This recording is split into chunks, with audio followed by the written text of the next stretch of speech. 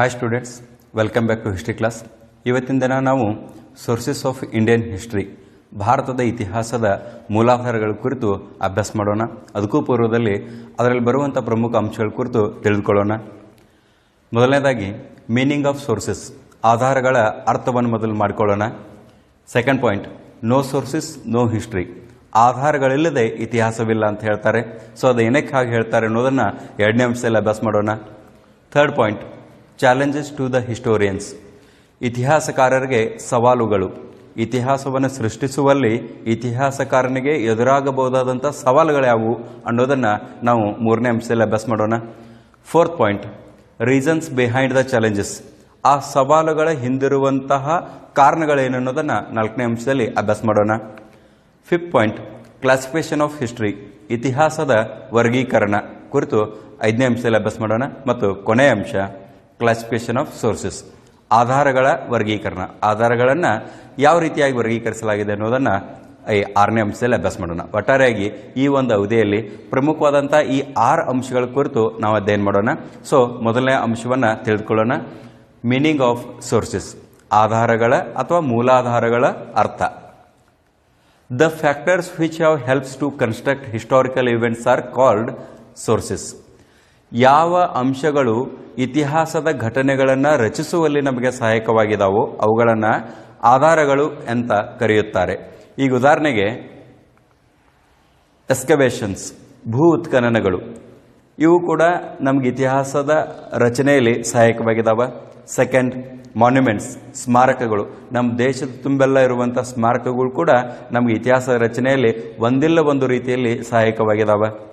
Third point, coins, ನಾಣ್ಯಗಳು, ಆಯಾ ರಾಜಮನೆತನಗಳು ಹೊರಡಿಸಿರುವಂಥ ನಾಣ್ಯಗಳು ಕೂಡ ಆ ರಾಜ್ಯದ ಇತಿಹಾಸವನ್ನು ರಚಿಸುವಲ್ಲಿ ಸಹಾಯಕವಾಗಿದ್ದಾವೆ.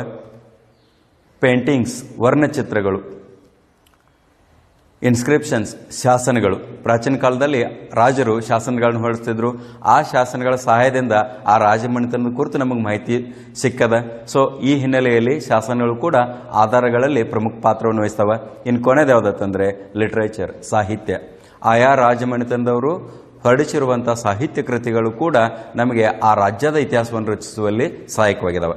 ಸೊ ಈ ರೀತಿಯಾಗಿ ಪ್ರತಿಯೊಂದು ಕೂಡ ಬೇರೆ ಬೇರೆ ರೀತಿಯ ಸಹಾಯವನ್ನು ಮಾಡ್ತವೆ ನಮಗೆ. ಸೊ ಒಟ್ಟಾರೆಯಾಗಿ ನಮಗೆ ಆಧಾರಗಳು ಅಂತ ಏನು ಕರಿತೀವಲ್ಲ, ಆ ಆಧಾರಗಳಲ್ಲಿ ಇಷ್ಟು ಪ್ರಕಾರಗಳಿದ್ದಾವೆ.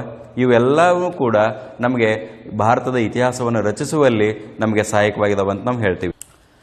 Next point, no sources no history, ಆಧಾರಗಳಿಲ್ಲದೆ ಇತಿಹಾಸವಿಲ್ಲ ಅಂತ ಹೇಳ್ತಾರೆ. ಅದಕ್ಕೆ ಒಂದು ಪ್ರಮುಖವಾದಂಥ ಕಾರಣ ಏನಂದರೆ, history is the record of past events and achievements of man through the ages ಅಂತ ಹೇಳ್ತೀವಿ. ಅಂದರೆ ಗತಕಾಲದಲ್ಲಿ ಘಟಿಸಿದ ಘಟನೆಗಳನ್ನು ಇತಿಹಾಸ ಅಂತ ಹೇಳ್ತೀವಿ. ಅದರೊಟ್ಟಿಗೆ ಮತ್ತೊಂದು ವಿಷಯ ಏನಂತಂದರೆ, ವಿವಿಧ ಕಾಲಘಟ್ಟಗಳಲ್ಲಿ ಮಾನವನ ಸಾಧನೆಗಳನ್ನು ಕೂಡ ಇತಿಹಾಸ ಅಂತ ಹೇಳಿ ನಾವು ಕರಿತೀವಿ. ಹಾಗಿದ್ರೆ but these events or achievements can not be replayed or reproduced, ಈ ಘಟನೆಗಳಾಗಲಿ ಅಂದರೆ ಗತಿಸಿ ಹೋದ ಘಟನೆಗಳಾಗಲಿ ಅಥವಾ ಮಾನವನ ಸಾಧನೆಗಳಾಗಲಿ, ಈ ಎರಡೂಗಳನ್ನು ನಾವು ಏನು ಮಾಡಲಿಕ್ಕೆ ಸಾಧ್ಯ ಇಲ್ಲ ಹೇಳ್ರಿ. ಒಂದು, ಪುನರಾವರ್ತಿಸಲಿಕ್ಕೆ ಸಾಧ್ಯ ಇಲ್ಲ. ಎರಡನೇದು, ಪುನರ್ ನಿರ್ಮಾಣ ಮಾಡಲಿಕ್ಕೆ ಸಾಧ್ಯ ಇಲ್ಲ. ಅದು ಮತ್ತೊಂದು ಸಲ ನಾವು ಕ್ರಿಯೇಟ್ ಮಾಡಲಿಕ್ಕೆ ಸಾಧ್ಯ ಇಲ್ಲ. Historians try to reconstruct the past based on the available sources. ಇತಿಹಾಸಕಾರರು ಏನು ಮಾಡಿದ್ದಾರೆ ಅಂದರೆ, ಸಿಕ್ಕಿರುವಂಥ ಆಧಾರಗಳ ಸಹಾಯದಿಂದ ಅದನ್ನು ಪುನರ್ ರಚಿಸುವುದಕ್ಕೆ ಪ್ರಯತ್ನ ಪಡುತ್ತಿದ್ದಾರೆ. Hence no sources no history. ಅದರಿಂದಾಗಿಯೇ ನಾವು ಏನು ಹೇಳ್ತೇವೆ ಅಂದರೆ, ಆಧಾರಗಳಿಲ್ಲದೆ ಇತಿಹಾಸವಿಲ್ಲ. ಈಗ ಮತ್ತೊಂದು ಸಲ ಹೇಳ್ತೀನಿ ನೋಡ್ರಿ ನಾನು. ಗತಿಸಿ ಹೋದಂಥ ಘಟನೆಗಳನ್ನಾಗಲಿ ಅಥವಾ ಮಾನವನ ಸಾಧನೆಗಳನ್ನಾಗಲಿ ನಮಗೆ ಪುನರ್ ನಿರ್ಮಾಣ ಮಾಡಲಿಕ್ಕೆ ಸಾಧ್ಯ ಇಲ್ಲ. ಆ ದೃಷ್ಟಿಯಿಂದ ಇತಿಹಾಸಕಾರರು ಲಭ್ಯವಿರುವಂತಹ ಮೂಲಾಧಾರಗಳ ಸಹಾಯದಿಂದ ದೇಶದ ಇತಿಹಾಸವನ್ನು ರಚಿಸಲಿಕ್ಕೆ ಪ್ರಯತ್ನ ಪಡುತ್ತಿದ್ದಾರೆ. ಅದರಿಂದಾಗಿ ಆಧಾರಗಳಿಲ್ಲದೆ ಇತಿಹಾಸವಿಲ್ಲ. ಒಂದು ವೇಳೆ ನಮಗೆ ಆಧಾರ ಸಿಗಲಿಲ್ಲ ಅಂತ ತಿಳ್ಕೊಡ್ರಿ, ಇತಿಹಾಸ ರಚನೆ ಸಾಧ್ಯ ಇಲ್ಲ. ಅದರಿಂದಾಗಿ ಇತಿಹಾಸ ರಚನೆಗೆ ಅತಿ ಪ್ರಮುಖವಾದಂಥ ಅಂಶ ಯಾವುದಂದರೆ ಆಧಾರಗಳು. ಈ ಹಿನ್ನೆಲೆಯಲ್ಲಿ ಆಧಾರಗಳಿಲ್ಲದೆ ಇತಿಹಾಸವಿಲ್ಲ ಅಂತ ಹೇಳ್ತಾರೆ. Okay, so next point, challenges to the historians. ಹಾಗಿದ್ರೆ ಆಧಾರಗಳ ಸಹಾಯದಿಂದ ಇತಿಹಾಸಕಾರರು ಇತಿಹಾಸವನ್ನು ರಚನೆ ಮಾಡ್ತಾರೆ. ಅಂದಮೇಲೆ ಆ ಆಧಾರಗಳನ್ನು ಅಭ್ಯಸಿಸಲಿಕ್ಕೆ ಅವರಿಗೆ ಯಾವ್ಯಾವ ರೀತಿ ತೊಂದರೆಗಳಿದಾವೆ ಅನ್ನೋದು ನೋಡ್ರಿ. ಮೊದಲನೇದು ಸಮಸ್ಯೆ, ಡಿಸ್ಕವರಿ ಆಫ್ ಸೋರ್ಸಸ್, ಆಧಾರಗಳ ಸಂಶೋಧನೆ. ಯಾಕಂದರೆ ಇತಿಹಾಸಕಾರನಿಗೆ ಆಧಾರಗಳು ಎಲ್ಲಿದಾವೆ ಅನ್ನೋದು ಗೊತ್ತಿಲ್ಲ. ಸೊ ಆಧಾರಗಳ ಅನ್ವೇಷಣೆ ಮಾಡೋದು ಮೊದಲನೇ ಸವಾಲು. ಎರಡನೇದು ಕಲೆಕ್ಷನ್ ಆಫ್ ಸೋರ್ಸಸ್, ಆ ಆಧಾರಗಳ ಸಂಗ್ರಹಣೆ ಮಾಡಬೇಕು. ಸಂಗ್ರಹಣೆ ಅಂದರೆ ಸಿಕ್ಕಂಥ ಆಧಾರಗಳನ್ನು ಒಂದೇ ಕಡೆಗೆ ತಂದಿಡುವುದಲ್ಲ, ಅವು ಯಾವ ಕಾಲಘಟ್ಟದ್ದು, ಯಾವ ರಾಜಮನೆತನದ್ದು, ಈ ಎಲ್ಲ ಅಂಶಗಳನ್ನು ಇಟ್ಕೊಂಡು ಆಧಾರಗಳನ್ನು ವರ್ಗೀಕರಣ ಮಾಡಿ ಇಡೋದಲ್ಲ, ಅದನ್ನು ನಾವು ಕಲೆಕ್ಷನ್ ಆಫ್ ಸೋರ್ಸಸ್ ಅಂತ ಹೇಳಿ ಕರಿತೀವಿ. So third one interpretation of sources, ಸಿಕ್ಕಂಥ ಆಧಾರಗಳನ್ನು ವರ್ಗೀಕರಣ ಮಾಡಿದಂಥ ಆಧಾರಗಳನ್ನು ಅರ್ಥೈಸುವಿಕೆ ಏನದಲ್ಲ, ಅದು ಇತಿಹಾಸಕಾರ ಮುಂದಿರುವಂತಹ ಅತಿ ದೊಡ್ಡ ಸವಾಲು. ಯಾಕಂದರೆ ಆ ಆಧಾರಗಳನ್ನ ಅರ್ಥೈಸಬೇಕಾದ್ರೆ ಅವನಿಗೆ ಸಾಕಷ್ಟು ನಮ್ಮ ದೇಶದ ಪ್ರಾಚೀನ ಸಭ್ಯತೆಯ ಮತ್ತು ಸಂಸ್ಕೃತಿಯ ಅನುಭವ ಅವನಿಗಿರಬೇಕು, ಜ್ಞಾನ ಇರಬೇಕು. ಸೊ ಈ ಹಿನ್ನೆಲೆಯಲ್ಲಿ ಈ ಮೂರು ಮುಖ್ಯ ಸವಾಲುಗಳೇನದವಲ್ಲ, ಇವು ಇತಿಹಾಸಕಾರನಿಗೆ ಇತಿಹಾಸವನ್ನು ಸೃಷ್ಟಿಸುವಲ್ಲಿ ಪ್ರಮುಖವಾದಂಥ ಸವಾಲುಗಳಾಗಿದ್ದಾವೆ ಅಂತ ತಿಳ್ಕೊಂಡು ನಾವು ಹೇಳ್ತೀವಿ. ಓಕೆ, ಇನ್ನು ನೆಕ್ಸ್ಟ್ ನೋಡ್ರಿ ಪಾಯಿಂಟ್ದಲ್ಲಿ ರೀಸನ್ಸ್ ಬಿಹೈಂಡ್ ದ ಚಾಲೆಂಜಸ್, ಆ ಸವಾಲುಗಳ ಹಿಂದಿರುವಂತಹ ಕಾರಣಗಳೇನನ್ನೋದನ್ನು ಈಗ ನೋಡೋಣ. ಮೊದಲನೇದು, without sources the historical events will become imaginary and legendary stories. In case ಆಧಾರಗಳೇ ಸಿಗಲಿಲ್ಲ, ಹಾಗೆ ಇತಿಹಾಸದ ರಚನೆ ಮಾಡಲಿಕ್ಕಂತೂ ಸಾಧ್ಯ ಇಲ್ಲ, ಅಥವಾ ಸಿಕ್ಕಂಥ ಆಧಾರಗಳನ್ನ ಸರಿಯಾದ ರೀತಿಯಲ್ಲಿ ಅರ್ಥೈಸುವಲ್ಲಿ ವಿಫಲನಾದ ಅಂತ ತಿಳ್ಕೊಳ್ರಿ ಇತಿಹಾಸಕಾರ, ಆವಾಗಲೂ ಕೂಡ ಏನಾಗ್ತದಂದ್ರೆ ಇತಿಹಾಸ ವಿಲ್ ಬಿಕಮ್ ಇಮ್ಯಾಜಿನರಿ, ಊಹೆಗಳಿಂದ ಹೇಳಿದಂಥ ಇತಿಹಾಸ ಆಗ್ತದೆ, ಅಥವಾ ಲೆಜೆಂಡರಿ ಸ್ಟೋರೀಸ್ ಅಂತ ಹೇಳಿ ಕರಿತೀವಿ, ಕಾಲ್ಪನಿಕ ಕಥೆಗಳು ಅಂತ ಹೇಳಿ ಕರಿತೀವಿ. ಊಹೆಗಳು ಅಥವಾ ಕಾಲ್ಪನಿಕ ಕಥೆಗಳಾಗಿ ಇತಿಹಾಸ ಮಾರ್ಪಡ್ತದೆ. ಅದಕ್ಕಾಗಿ ಇತಿಹಾಸಕಾರನಿಗೆ ಸಮಗ್ರವಾದ ಜ್ಞಾನ ಇರಬೇಕು. ಯಾವ್ಯಾವ ಜ್ಞಾನ ಇರಬೇಕು ಹೇಳ್ರಿ? ಒಂದು, ಅನ್ವೇಷಣೆಯ ಜ್ಞಾನ ಇರಬೇಕು. ಎರಡನೇದು, ಸಂಗ್ರಹಣೆಯ ಜ್ಞಾನ ಇರಬೇಕು. ಮೂರನೇದು, ಅರ್ಥೈಸುವಿಕೆ ಜ್ಞಾನ ಇರಬೇಕು. ಈ ಮೂರನ್ನ ಪರ್ಫೆಕ್ಟಾಗಿ ಮಾಡಿದಂತ ತಿಳ್ಕೊಳ್ರಿ, ಆವಾಗ ಇತಿಹಾಸ ಪರ್ಫೆಕ್ಟಾಗಿ ರೆಡಿ ಆಗ್ತದೆ ಅಂತ ನಾವು ಹೇಳ್ಬೋದು. ಓಕೆ, ಇನ್ ಸೆಕೆಂಡ್ ಕಾರಣ ಏನಂದರೆ, we have a variety of sources for the study of Indian and Karnataka histories, but it is also an accepted fact that Indians lacked historic sense. ನಮಗೆ ನಮ್ಮ ದೇಶದ ಮತ್ತು ರಾಜ್ಯದ ಇತಿಹಾಸವನ್ನು ಅಭ್ಯಸಿಸುವಲ್ಲಿ ಸಾಕಷ್ಟು ಪ್ರಕಾರದ ಆಧಾರಗಳು ಲಭ್ಯವಿವೆ. ಆದಾಗ್ಯೂ ಕೂಡ ಭಾರತೀಯರಲ್ಲಿ ಹಿಸ್ಟಾರಿಕ್ ಸೆನ್ಸ್, ಐತಿಹಾಸಿಕ ಪ್ರಜ್ಞೆಯ ಕೊರತೆ ಇರೋದನ್ನು ಮಾತ್ರ ನಾವು ಒಪ್ಕೊಳ್ಬೇಕು. ಹೀಗಾಗಿ ನಮ್ಮ ದೇಶದ ಇತಿಹಾಸದ ಅಭ್ಯಸಿಸುವಲ್ಲಿ ಮೊದಲ ಪಾತ್ರ ವಹಿಸಿದವರು ಯಾರು ಅಂತಂದರೆ ಬ್ರಿಟಿಷರು.